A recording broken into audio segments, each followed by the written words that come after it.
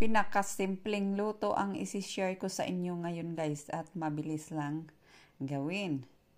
Magluto ako ng pasayan.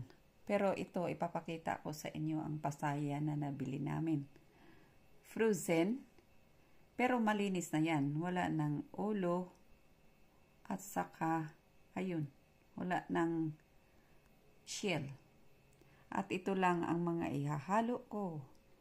Mixed bell peppers, red onions, and garlic. So, keep on watching guys. I-slice ko muna ito at saka mamaya ipapakita ko sa inyo kung ano ang gagawin ko dito. Tapos ko na pag-slice yung bell peppers guys. Ganyan ang slice na ginawa ko. Red onions and garlic. Umpisahan na natin ang ating pagluluto.